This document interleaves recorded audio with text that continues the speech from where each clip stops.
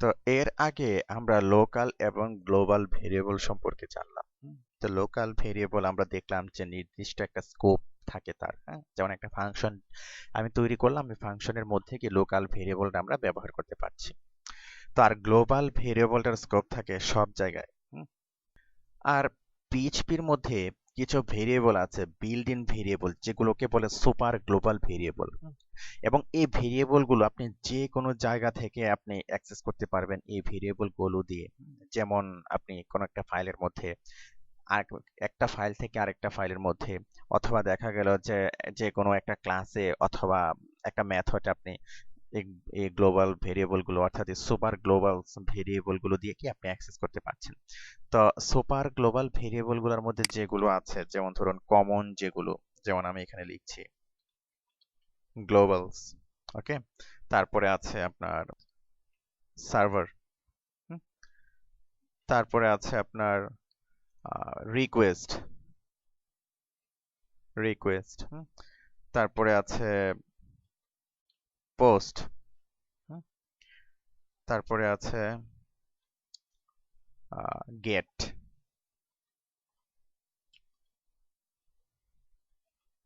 তারপরে ফাইল, তারপরে আরো আছে কুকি, সেশন, যেমন আমি এখানে লিখছি। তারপরে আছে আপনার যেমন ইএনভি, ইএনভি, এগুলো ক্যাপিটাল লেটার দিয়ে লিখতে হবে, যে এগুলোর যেভাবে যেটা লেখার নিয়ম আপনাকে ওইভাবে লিখতে হবে। তো এগুলো হলো বিল্ড ইন, পিএইচপির বিল্ড ইন। তারপরে আপনার কোকি, কোকি, তারপর আপনার আছে সেশন, ওকে। তো আপাতত মোটামুটি এগুলো হলো পিএইচপির সুপার গ্লোবাল ভেরিয়েবল। হ্যাঁ, তো এখন আমরা যে কাজগুলো দেখব, এখানে global, server, request, post, gate এ পর্যন্ত আমরা দেখব, এবং বাকিগুলোর কাজ যখন এই কাজগুলো আসবে সামনে, তখন আমরা এগুলোর কাজ দেখব। ওকে, এগুলোর কাজ সামনে আসবে, আমরা এগুলো প্র্যাকটিক্যালি আমরা এগুলো দেখব। এগুলো ডেসক্রাইব করে আপনাদের সামনে বলে গেলেই হবে না, একটু প্র্যাকটিক্যালি দেখাতে হবে। তো যার কারণে আমরা কি এগুলো কাজগুলো দেখব। তো আজকের পর্বে আমরা দেখব যে গ্লোবালস এবং সার্ভার, এই দুটোর কাজ আমরা দেখব।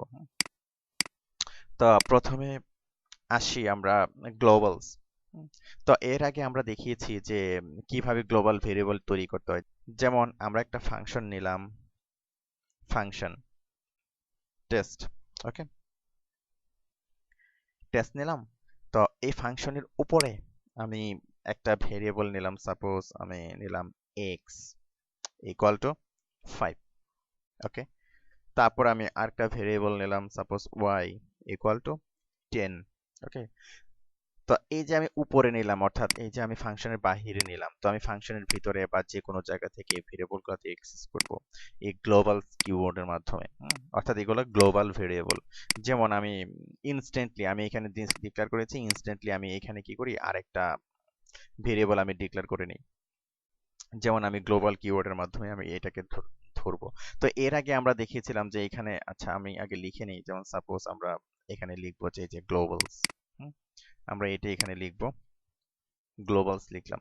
তো গ্লোবালস লেখার পর আমি এখানে থার্ড ব্র্যাকেট দিয়ে আমি ইন্ডেক্সটা আমি এখানে দিয়ে দেবো। সাপোজ আমি এখানে সিঙ্গেল কোটেশনের মধ্যে আমি আরেকটা ভেরিয়েবল নিয়ে নিলাম জেট, এটাকে আমরা গ্লোবাল করে দিলাম, ইকুয়াল টু, তারপরে আবার আমি লিখবো গ্লোবাল।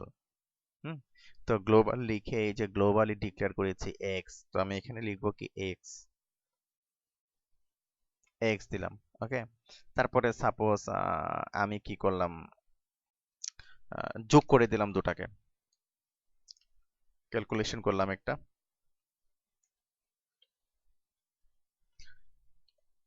তো এখানে আমি লিখলাম ওয়াই, ওকে। তারপর আমি যে কাজটি করব, আমরা এখানে সাম লিখতে পারি, সাম, ফাংশনটির নাম হলো সাম, অর্থাৎ সামেশন করবে। তো এখান থেকে আমি ফাংশনটাকে সাপোজ আমি কল করলাম, ফাংশনটাকে কল করলাম এখানে।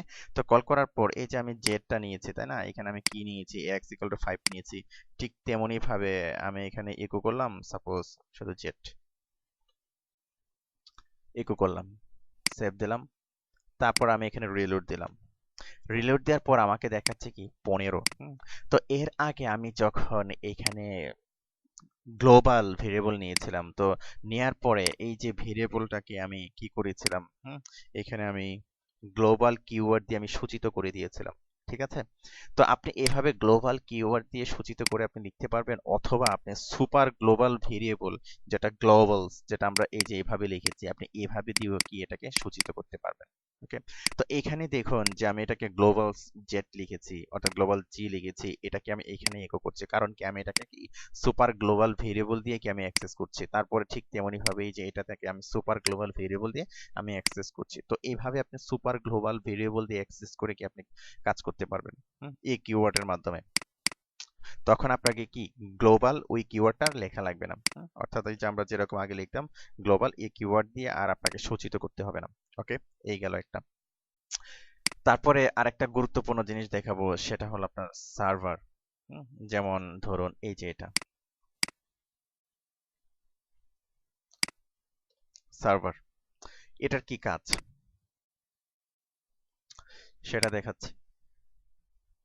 তো সার্ভারটা হলো, অর্থাৎ $_ সার্ভারটা হলো একটা সুপার গ্লোবাল ভেরিয়েবল, যেটা করে কি আপনার ইনফরমেশন ধারণ করে হেডার, পাথ এবং স্ক্রিপ্ট লোকেশনের।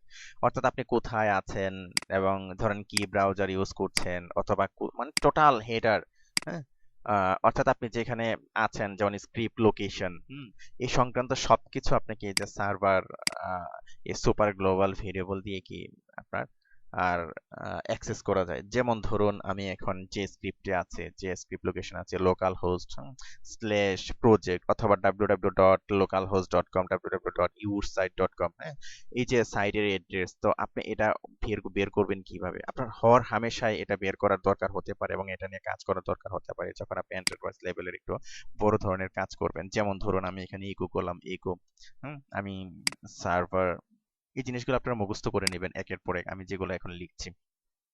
সার্ভার দিলাম, হ্যাঁ, তো সাপোজ আপনি দেখবেন আপনি কারেন্ট কি পজিশনে আছেন, হ্যাঁ, অর্থাৎ আপনি কারেন্টলি এক্সিকিউটিং স্ক্রিপ্ট, আপনি যে স্ক্রিপ্টটা এক্সিকিউট করছেন এখন, অর্থাৎ আপনি যে স্ক্রিপ্টটা নিয়ে কাজ করছেন। তো আমি এখানে যাই যে আমি কি নিয়ে কাজ করছি, এই যে www ডিরেক্টরিতে গেলে এই যে প্রজেক্ট ফোল্ডারের মধ্যে আমি index.php ফাইলটা নিয়ে কাজ করছি। তো আপনি চাচ্ছেন যে এটা কিভাবে আপনি বের করবেন।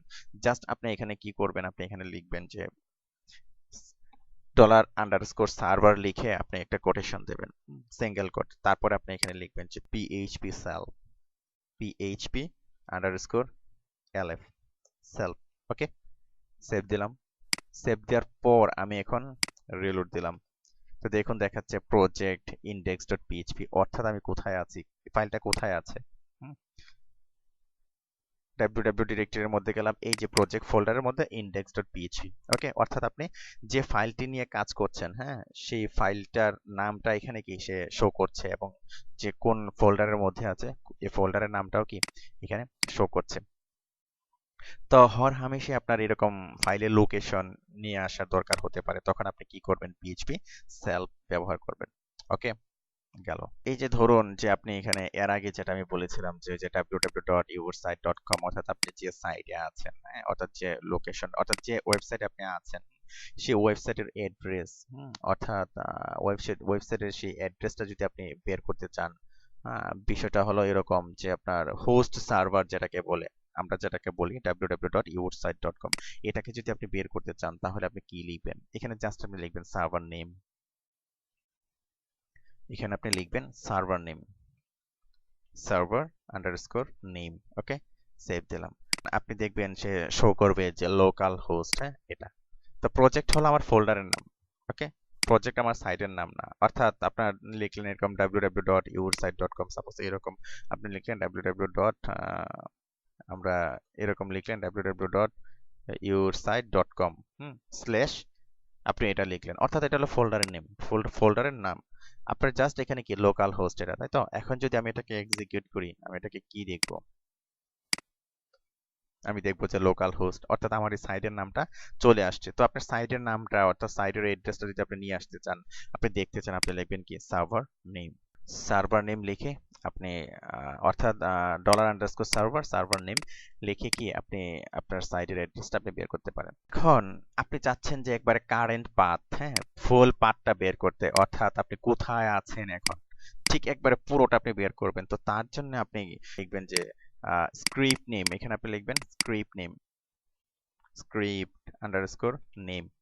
তো স্ক্রিপ্ট অর্থাৎ $_সার্ভার স্ক্রিপ্ট নেম যদি আপনি লেখেন, তখন আপনি দেখবেন যে এটা আপনি কোথায় আছেন একবারে ফুল পাথটা সে আপনাকে দেখিয়ে দেবে। অর্থাৎ এই যে প্রজেক্ট ফোল্ডারের মধ্যে index.php তে আপনি আছেন, যেমন আমরা PHP self আমরা যেটা দেখিয়েছিলাম। তো এখন দেখুন যে আমি একটা ব্রাউজার ইউজ করছি, সেটা ক্রোমিয়াম প্ল্যাটফর্মের একটা ব্রাউজার, বাইডু। অর্থাৎ ক্রোমিয়াম প্ল্যাটফর্মের যতগুলো ফ্যাসিলিটি আছে সবগুলো ফ্যাসিলিটি ব্রাউজারটা দিয়ে। তো যাই হোক, তো আমি চাচ্ছি যে আমি কি ব্রাউজার ব্যবহার করছি সে ব্রাউজারের নামটি আমি বের করব। তো তার জন্য আপনি লিখবেন যে HTTP ইউজার এজেন্ট। হ্যাঁ, বিষয়টা হলো এরকম, HTTP তারপর লিখবেন আন্ডারস্কোর, তারপর লিখবেন ইউজার আন্ডারস্কোর এজেন্ট। হ্যাঁ, তো এখন যদি আমি রিলোড দিয়ে দেখবেন যে দেখাবে সে মজিলা ইউজ করলে মজিলা দেখাবে। তারপরে ওয়েবকিট দেখাচ্ছে, অ্যাপল ওয়েবকিট, ক্রোম। কারণ কি যে সাফারি যে ব্রাউজারটা ব্যবহার করছে সেটা 3টা ব্রাউজারের সমন্বয়ে সবগুলো এটাতে ফ্যাসিলিটি দেওয়া, যার কারণে আপনি যদি মজিলা ইউজ করবেন দেখবেন যে মজিলা দেখাবে। তো যাই হোক, এই হলো বিষয়। তারপর আপনি চাচ্ছেন যে আপনি সার্ভারের আইপি অ্যাড্রেস বের করবেন। তো আইপি অ্যাড্রেস বের করার জন্য আপনি এটা হরহামেশাই লাগবে আপনার আইপি অ্যাড্রেস যে কোনো একটা সার্ভারের। আপনি লিখবেন যে সার্ভার সার্ভার আন্ডারস্কোর, তারপর লিখবেন যে ADDR। ওকে, মুখস্থ করে নেবেন বিষয়গুলো। সেভ দিলাম। তো এখানে দেখবেন আমার লোকাল সার্ভারের আইপি অ্যাড্রেসটা শো করবে এখানে। হ্যাঁ, 127.0.1। তো এভাবে আপনি আপনি এই যে সার্ভার যে আমরা দিয়েছি এটা নিয়ে কাজ করবেন, সার্ভার সুপার গ্লোবাল ভেরিয়েবল। তো এর আরো কাজ আছে, এই কাজগুলো আমরা সামনে দেখব। তো ওকে ফাইন, পরবর্তী পর্বে আমরা দেখব যে কিভাবে রিকোয়েস্ট, হ্যাঁ, এবং পোস্ট মেথড নিয়ে কাজ করা যায়। ধন্যবাদ।